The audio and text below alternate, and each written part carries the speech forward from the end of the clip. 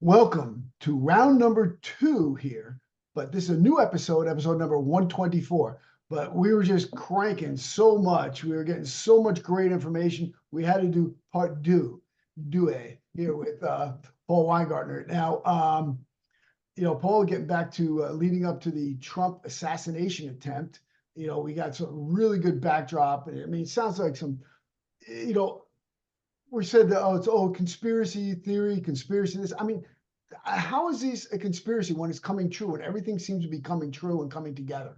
I mean, arrows are pointing in the directions. I mean, we just can get into the abysmal performance of the U.S. Secret Service. I mean, this is like security 101. Listen, I was a bouncer, I was a bodyguard. This is security 101. The excuse for not putting someone on a roof was that, it had a slope and we had people in the building. Well, your people were so attuned to what's going on. How'd that guy climb up?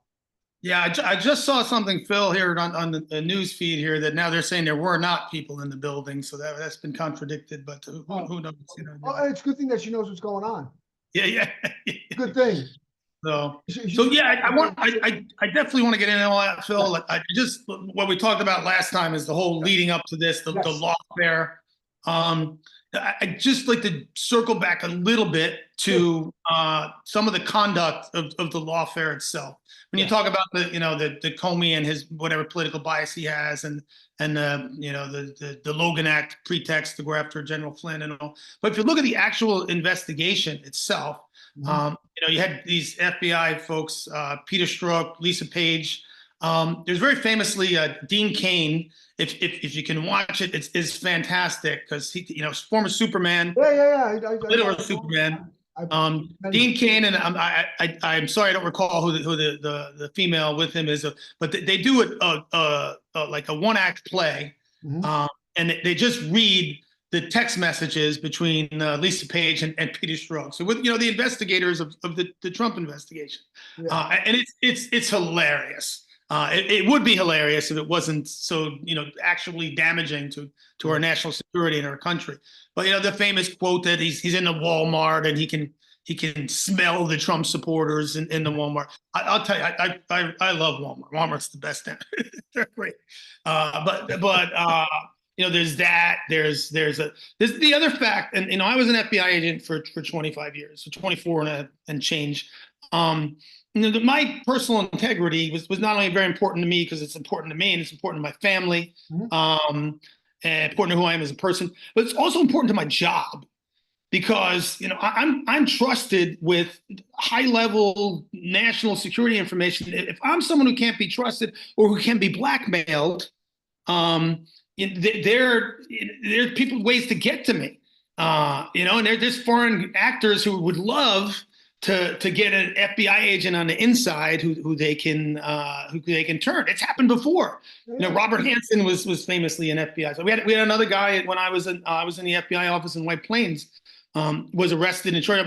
I sat next to the guy for 2 years, and a bunch of agents from the Department of Justice came in and dragged him out one day. What the heck was that about?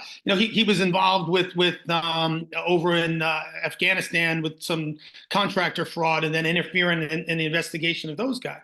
So your integrity is very important for someone when you're in a position of authority. And Peter Strzok and Lisa Page were both married to other people, and they were having an affair. Now, a lot of people have affairs, but it's different when you're an FBI agent. Now, the Russian government or Hillary Clinton campaign, knows that you're having an affair, and they can out you unless you take a certain action, and you care about giving away half your stuff and seeing your kids on the weekend and all that stuff. That's important. So that's one issue there. Their political bias, the lack of personal integrity that they had. But it goes even further. There's something called a FISA warrant. Yes. It's the Foreign Intelligence Surveillance Act. I'm very familiar with it because I was assigned to the FBI legal unit in New York.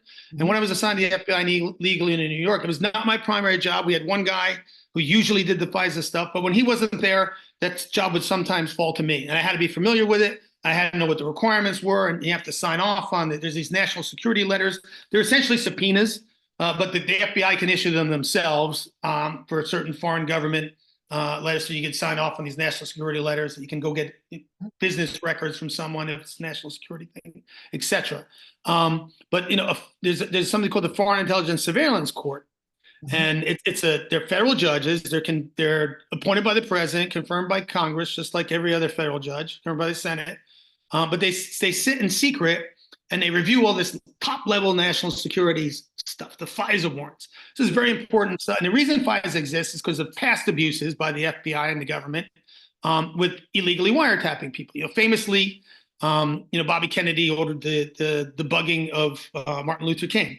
They had Martin Luther King, and there's an integrity issue there. They had Martin Luther King was known to have affairs, and the FBI had dirt on him, which that was a different era. That was Hoover. That was all that. Doesn't affect his personal story and what he accomplished at all. But there's an issue there that makes people vulnerable. But the FBI had abused these processes in the past, and the government, Department of Justice, and in the 70s, in the wake of Watergate, they passed all these reforms for FISA. And they came up with the FISA law, where you have to go through this special court now, and then we want to get a wiretap, you got to go through a special court, and you have to meet certain legal requirements. And one of the things that they always ask for is you have to, if you want to listen to someone and you claim they're an agent they're acting on behalf of a foreign government, is one of the ways you can get around the Fourth Amendment, because it's considered a national security risk. If they're acting on behalf of a foreign government, you got to tell the court, well, why do you think that? So if there's contacts with Russians, in this case, Carter Page was a Naval Academy grad working on the Trump campaign, and Carter Page had contacts with a number of Ukrainian and Russian officials, and whether or not they were government, quasi-government, whatever. He had contacts with a number of Russians.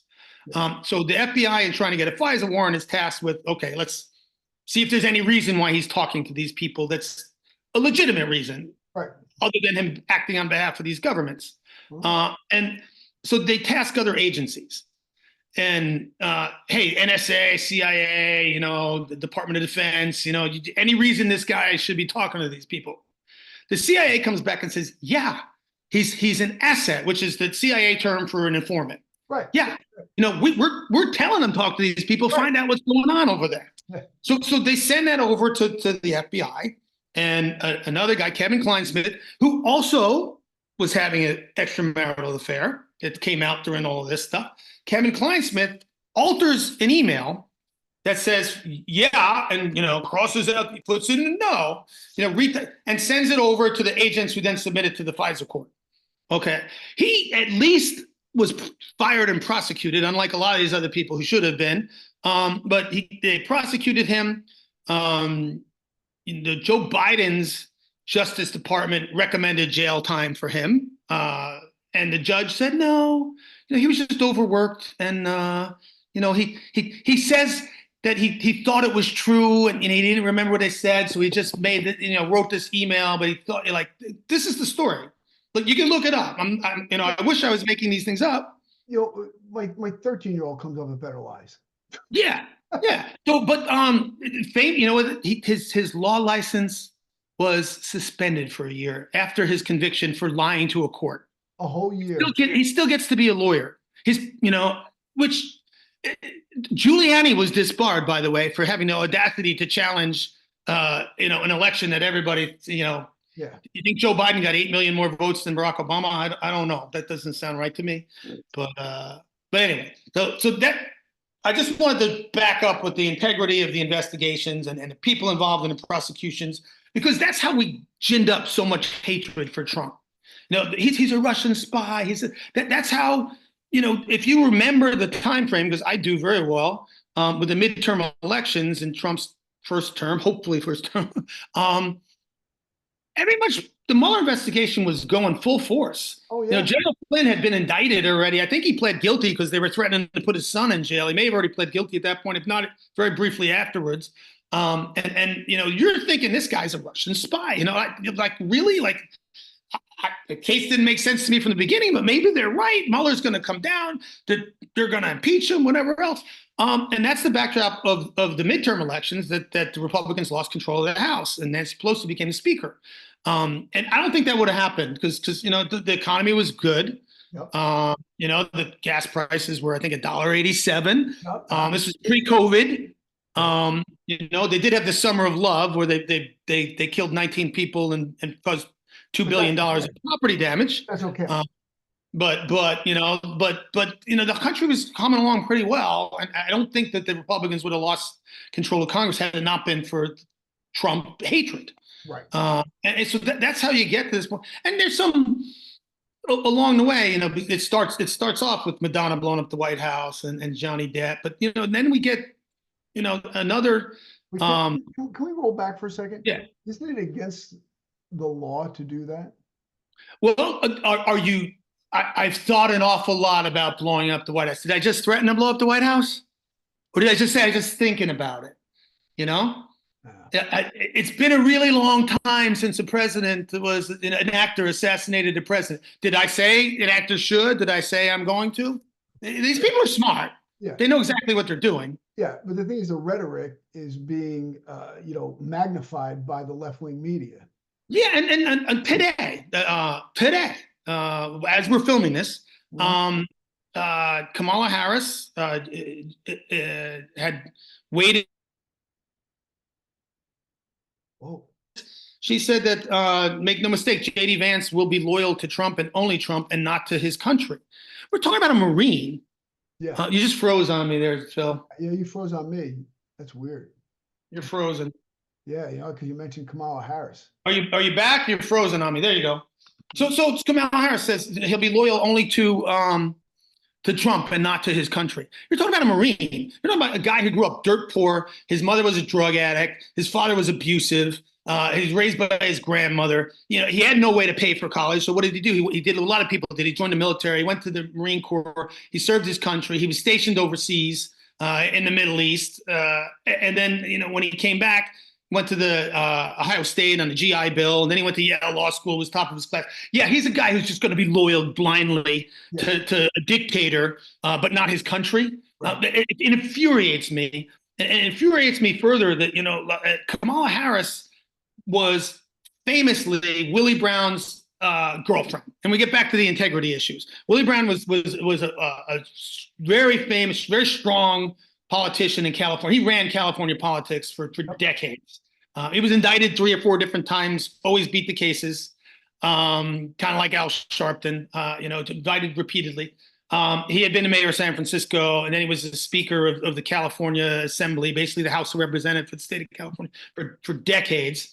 And he was very open about that. Was his girlfriend. He took her around everywhere, and he's the one who got her into politics, and he's the one who helped get her elected to be a district attorney down in I think it was San Diego, where she came from, that got her into the Senate. It was so, like, you're talking about. So let's see, one guy, dirt poor, climbed out from the bottom of the lowest you could possibly be in this Appalachia with a drug addict mother and a father who beats you, and he joins the Marine Corps, goes to college, becomes a lawyer, and the other person who was the girlfriend to a famous politician. So you want to compare loyalties of, I don't want to get too I shouldn't go that far afield, but that's what we're talking about. But the Trump hatred, it doesn't stop. No. So Joe Biden said the reason that he ran in the first place was because of what happened in Charlottesville. So then he says, the Nazis coming out with the torches and all that. And Trump called them fine people. That's been debunked. Even Snoops, which is a left-wing fact checker, said that's not. And if you read from the very first day what Trump said about the fine people on both sides, he said, and I'm not talking about these people. Not talking about the ones who did that. Look, I watched both broadcasts, and I'm infuriated because I watched on I guess it was Fox, and I watched on CNN. Mm-hmm. They showed, Fox said, when on Fox, Trump said, I denounce the white supremacists and the Nazis, but there are fine people on both sides. Yeah, and he's talking about people, who he didn't want to tear down the statue of Robert E. Lee. Right. And CNN just played the other part, find people. Yeah. Sites. Yeah. I was Yeah. disgusted, and that is propaganda at its highest. And that was the according to him, the reason Joe Biden ran in the first place was because Trump's a Nazi, and he's been saying it for 4 years. Oh yeah. They said the whole time he's a Nazi, he's this, and if you had a chance to go back in time and kill Hitler before he became Hitler, and put 8 million people in ovens, would you do it? If you really believe that, you're going to inspire someone. And did this 20-year-old from, we'll talk about the assassination now because that's how we got here. Yep. Did he act alone? Probably. Who knows? Did he have support from other people? Who knows? Did Lee Harvey Oswald have support? I don't know. He was in a BlackRock commercial. I know, I saw that. And for people who don't know who BlackRock is, it's a very large, I think they have, I forget how many trillions of dollars they have under asset management. They're majority shareholders in Disney, which owns ABC. They're majority shareholders in News Corp, which owns Fox. They're majority shareholders in everything. They're also majority shareholder in Pfizer. Yeah. When you talk about the vaccines and everything, BlackRock owns everything. Well, between them and Vanguard, they pretty much own everything. Yeah, throw in JP Morgan Chase and you got everything. So they own everything. So just to let you know. But I personally think that's just a weird coincidence. I don't think that BlackRock recruited, but who knows? Out there, I saw it. Weird coincidences. I did see that. They did a commercial for some kind of education thing or something that they used at school. The kid was in high school at the time. Yeah. But did he act alone? Probably. I think they're going to find out. Let's talk about how that happened in a second. But the hatred, yes, is what drove him to that. And Joe Biden went on with Lester Holt, and in the last couple of days, he said, "Oh well, we need to tone." He gave an address to the nation first. We need to tone down the rhetoric. But then he went on and said, "But he's the guy who said there were fine people on the Nazi side." He never said that. And he spoke at the NAACP during the Republican convention, and he told the NAACP that in the wake of the George Floyd riots, he wanted to send the National Guard after you when you were peacefully protesting. 19 people dead. $2 billion in property damage, peaceful protests, and Trump, Biden actually said, "What the hell is wrong with him?" He wanted to send a National Guard so that wouldn't happen. Exactly. He's the one that's mentally deranged because he wanted to do that. But 3 days after an assassination attempt, they're still doing the exact same thing. They thought, hey, we can beat him at the ballot box. Joe Biden's debate performance, his obvious senility. His policies more so with gas is 50% higher. Everything else is cost more. There's Israel's at war and the whole world is turned against them. Russia, we're on the brink of a nuclear war with Russia. We're very close to that. People don't realize how close we really are because we're still running around talking about making Ukraine part of NATO, which And don't forget about China.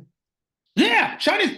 If you don't think China's going to invade Taiwan before Trump gets sworn in, should he win, it's totally going to. If there's 4 more years of Biden, there's no doubt. Well, there'll be 6 months of him before he has a stroke or something, but then we'll have 4 years of Kamala. But it's so the hatred that they continue to spew because they can't defend their policies. And you just how do you defend? Letting their official number is 10 million, is an estimate as high as 20 million. 20 million illegal aliens, that have come in, and a lot of them are coming here because they're dirt poor and they want to make it, improve their lives and all. But a lot of them aren't. Right. Look at what's happened. Look at some of the speakers they just had. And the girl that was out jogging in Maryland and Virginia, Maryland, brutally raped. There was a 12-year-old that was brutally raped and we know who these people are. A lot of them. That one guy, the speaker at the convention, his sister was killed. Yeah, the guy who killed her had killed somebody in El Salvador. Yes. And then we let him in. Of course. And those are the ones we know about. How many they're coming, we don't know. And what is the reason for that? I know. How do you defend that as a policy? You don't. So you call the other guy Nazi and you say he's a racist because he doesn't want to give these people a chance. Yeah. That's because that's the only thing they have. Yeah, well, people have to start waking up. I think that, it does seem right when you seem the side was turning, then somebody takes a shot at him. The legal cases is kind of falling apart. Thanks to the Supreme Court rightfully saying that you can't prosecute a president for official acts. Yeah. How about just to bring up someone else? How about that the woman from the FBI Research Identity Department, Jenna Howell, what she said about? Oh, I didn't see that one. You didn't? I don't think I saw that one. So then, wow, yeah, she's like about too bad they missed. Oh, gee, yeah. I've seen a lot of that, but that's coming from from the FBI. Jenna Howell. I know, and this gets back to during some of the George Floyd's protests when the FBI agents kneeled. So I don't know if that was agents or that was, but they had people out there with FBI gear and they kneeled. Like the integrity issue. There's an appearance of neutrality and impropriety that you have to maintain. I don't have to do that anymore. I don't work there anymore. But if I still work for the FBI, I wouldn't be out here, basically making a Trump campaign commercial, because I wouldn't be doing that because it's not appropriate. And it's not appropriate to be posting things in social media. The FBI has a very strict social media policy. Yeah. You don't do things like that. I'm sure she'll get disciplined, but they're not going to fire her because they won't. They'll just give her some suspension, because that's they allowed Peter Strzok's and Lisa Page to go on. Yeah. They didn't discipline them for their lack of personal integrity, which they can fire you for that. I had, in order to get access to that, we talked about that in the last podcast, the secret compartmentalized information. I had to take a polygraph, and they ask you all sorts. It's sitting there like they ask you personal drug use, your relationship with your family. They're trying to get, are you blackmailable? That's what is important, How is your personal integrity? You're blackmailable, is there anything about, and there's stuff about people, like, you wouldn't want everything that's ever happened in your life broadcast. Nobody would. Oh. You don't want that mic. So but you got to tell them, this happened one time, there was one time back in, whatever, anyway, we'll move on. Let's, Phil, I know you spent a lot of your career working personal security, and you had a business that did that. I was, that was not the main focus of my career at the FBI, but I dealt with it a lot. I know security, securing a crime scene and securing, a place when we're going to go in and make a massive arrest. That you're the way you secure the perimeter and you stage someone at the back looking that way, very basic. You brief back. Okay, if I'm going to delegate to another local law enforcement, we work with local law enforcement a lot, and a lot of them are great. Some of them aren't. They don't have the same level of training that we had, and you have to know that when you're dealing with them. But so you give them the jobs that they're appropriately trained to do. Some of them were on task force and had the same training, but a lot of them weren't. But you tell them, hey, listen, go. This is what you're going to do, and you do what's called a brief back. Okay. Your job is this, your job is that, your job is this. All right, Phil, what's your job? And sometimes you get from a guy, but you make sure, all right, your job, Phil, is to secure that building with the big slope over there and make sure some 20-year-old doesn't climb up there with a ladder. Yep. And if somebody does, get on the radio and say, get the president off the stage. Exactly. There's a lot of things that I don't like about what happened. One, first of all, the setup was terrible. Okay, you have to secure that perimeter for 1,000 yards. You can't. It wasn't even secure for 100 yards. All right, that's number one. Number two, you look at the DEI hires, okay, that were used in this detail on President Trump. There were three, like, kind of chubby women involved here. One of them couldn't even reholster a gun. Yeah, I get that, Phil. I honestly, that may be fair, that may be not. They're not the ones who were supposed to secure that roof. They're not the ones who had a failure of an allocation of resources. Yes, one little girl you see her, she's only 5'5" or whatever, but you see her hugging the president at least. Yeah, but why do you assign someone 5'5", 5'4" to cover someone 6'3"? Yeah, when she throws her body on him, his whole big fat head is sticking out. His chest and head are sticking out. Yeah. I mean, look, Charlie's Angels, these girls aren't. And listen, I will digress. I know some women who are total badasses. Okay, I'm married to handle a one. gun. Yeah. They can handle a gun. Well, Yeah. got a little story about her. She kind of chickened out the other day, but they can handle a gun. They can throw a punch. They can take you down, whatever it is, right? Yeah. I don't think that those three women even could spell push-up. I looked at them. Okay. I'm going to back up if I can, Phil, with you. So from my experience in the FBI Academy, we had a, for lack of a better word, drill instructor. It's the fitness PT component of the Bureau. And this is 30 years ago. So this is a guy by the name of Bob Rogers. Fantastic human, decorated Marine Corps captain from Vietnam, wounded. Just a badass dude.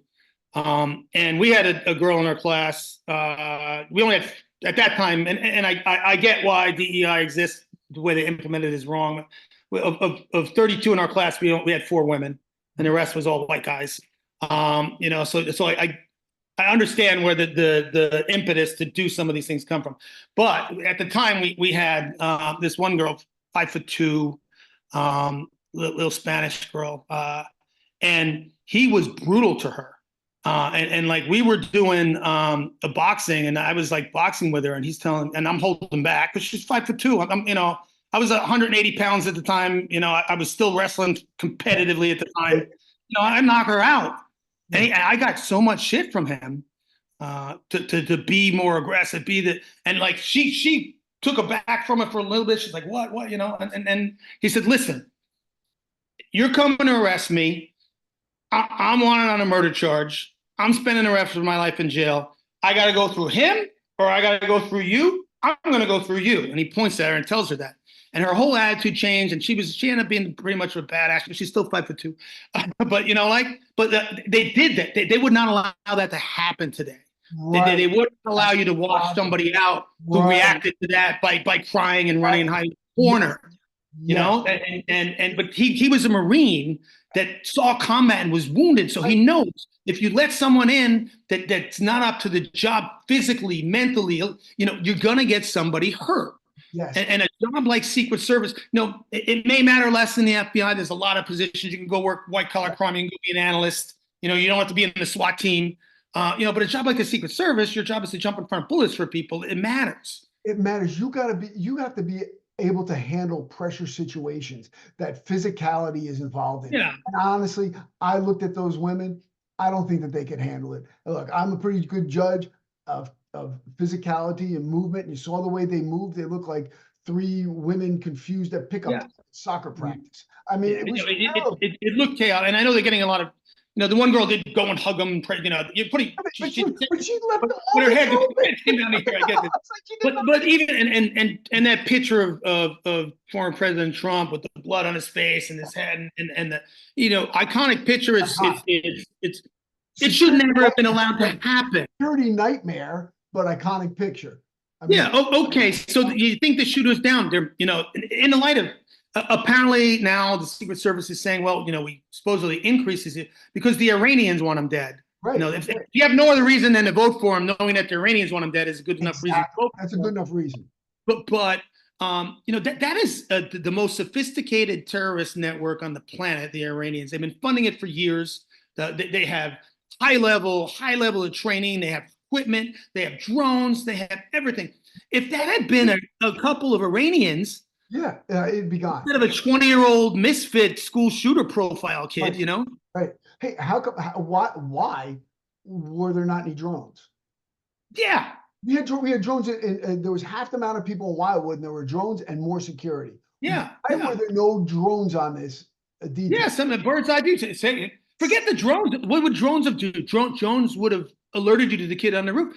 Right. They knew he was there. People were screaming. Well, that's the other thing. 30 minutes beforehand, he was identified. Yeah, that's the other thing. When you see the video of the shooter, he didn't turn to shoot him. He shot him. They had him in the sights. Why are you allowing someone who has a gun 100 yards away, has a gun on a rooftop? What do you think? He's hunting birds or squirrels?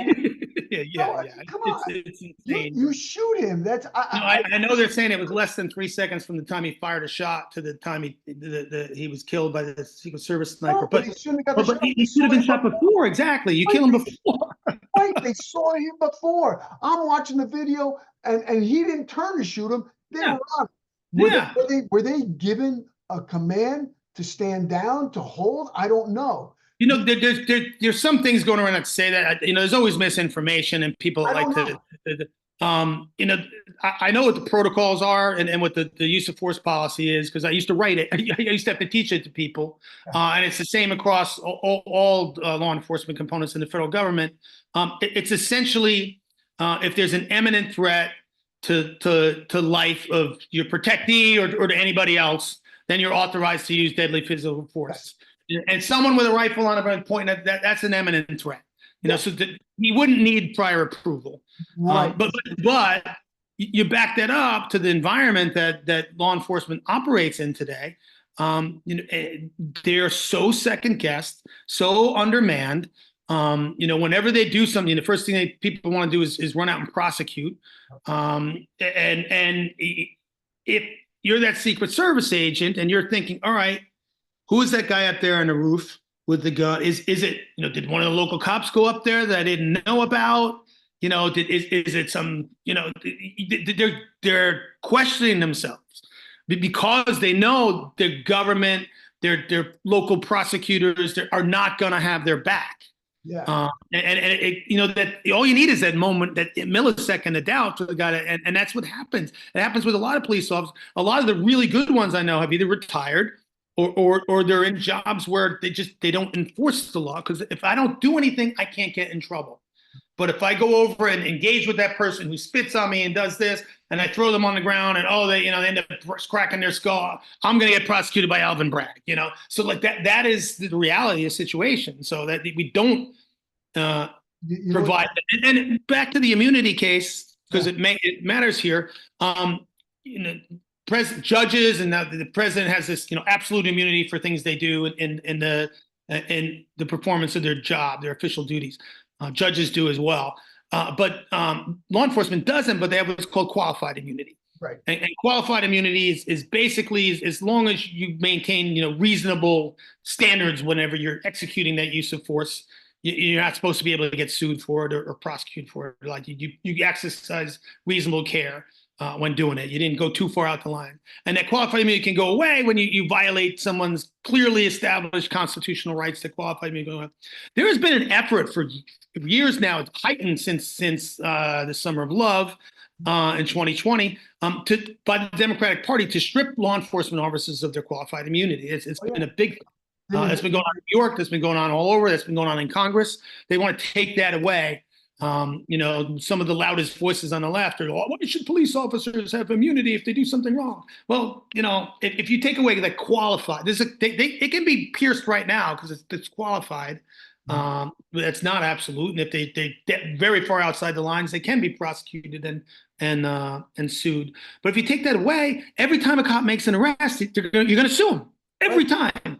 And you might not win, but the cop's going to be spend all his time in court. And guess what's going to happen? They're not going to make any more arrests, which is exactly what they want. They want that crime on the streets. That's what's happening. And then they want the crime on the streets, and then they don't want people to defend themselves. They don't want us to be armed and defend ourselves, and we get in trouble. Yes, speaking of do you know this stuff? Because I don't live in New York anymore, in Jersey. I'm down here in the free state of Florida. Which hopefully you will be too, full time. But did you know the status of the guy? I think he was a Marine that choked that guy out on the subway. I know they were prosecuting him. Yeah, it's still ongoing, isn't it? Yeah, it still hasn't been settled. Yeah, so the guy, crazy homeless person attacks a woman, and this guy steps in, puts him, and the guy dies probably because he's on drugs and everything else, whatever. And they're prosecuting him. Yeah. So, I mean, it's.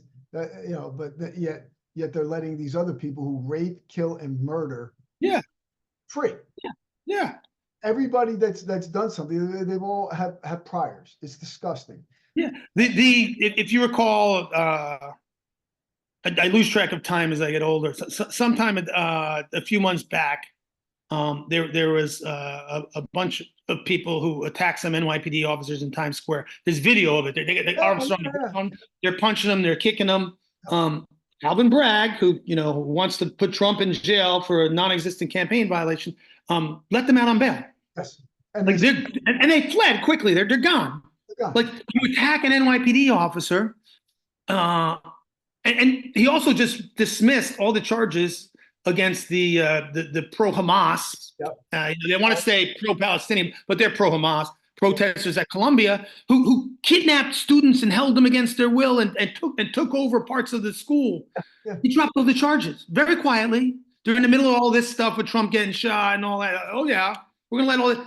And in the meantime, the president is out there like, you must condemn violence of any kind. Any kind. I didn't see him out here during the 2020 riots. He wasn't condemning anything. I don't see him. Camel Toe was posting bail for people. Yeah, yeah. So actually, Kamala Harris had a fund that was raising money. I call her Camel Toe. I call her Camel Toe. Okay. That's how she got to where she is. Yeah. So this is, and just the contrast, and I'll be honest, I was kind of in the JD Vance camp back in 2016 as far as Trump. I used to watch The Apprentice. I didn't always love the way he conducted himself personally and all of that. But like JD Vance, I've come around because it's not even him personally, and he says stupid things. And when they changed the law to allow you to sue for 40-year-old sexual harassment allegations, a law that was designed for him, by the way, when they changed the statute of limitations. But I told friends I knew he was going to lose that case, and they said, how could he possibly lose their case? There's zero evidence. He can't prove it's there. It's 30 years ago. I said, watch his deposition, and you see some things he said. You watch his deposition, and the female attorney from the prosecutors or from the civil case from the other side is questioning him during the deposition. He's like, not for nothing, but she's not my type. And I don't want to offend you, but neither are you. I'm like, oh God, why did they let him talk like that? So I get that a lot of the opposition to him, he invites. I do get that. But where I've come to this is if they're allowed to get away with the abuses they did to him, and jump back, I know I'm jumping around a little, Master Phil here, to the whole conduct of the investigation. Andrew Weissman, who was the lead Mueller investigator / prosecutor, I know him. He's another guy that worked in the Eastern District of New York. Do not have the same opinion of him that I had of Loretta Lynch. Was never a fan. He was always an arrogant jerk. Yeah. I was going to use another word, but he wiped. They were still using BlackBerries. One of the reasons, Obama, I know, is big. BlackBerries they do have a little more security. They're a little easier to secure. As arcane as they are and as hard as they are to operate, they're a little more, as far as security of information, they work a little better than say an iPhone or something. But so they were still using BlackBerries on the Mueller investigation. He erased his while it was under congressional subpoena. The Republicans finally, took over. They wanted to investigate the investigators, say what was the conduct of your investigation. Oh, yeah, let's collect. We're going to collect all your electronic devices from the whole investigative team. We're going to look through them and see what you were saying to each other, like the FBI got from Lisa Page and Peter Strzok, and so we're going to stop him. No, you can't. It's not your job to stop a political opponent. You're an FBI agent, But Andrew Weissman entered his password wrong 10 times, and it automatically wipes the BlackBerry. So did 12 other people on his investigative team. They all happened to just act. Oh, I forgot my password. Right as they were all on the subpoena by Congress. And did they, get their houses raided at 6 o'clock in the morning, like Roger Stone, a 72-year-old guy accused of perjury, who's no criminal record. We're going to put a SWAT team there. That didn't happen to them. That didn't happen to Andrew Weissman. That didn't happen to Hillary Clinton when she smashed her SIM cards with a hammer. This stuff is awesome. Maybe we're going to have to do another one. But no, I think we're pretty good. Just like I said, we can wrap it up. I think we covered the basis. Covered it really good. And I appreciate it. And they're not done trying to take them out. They're not. Hey, strength and honor. Strength and honor. So we're going to take this. We're going to take it. Let's hope so. All right. Good job, Master Phil.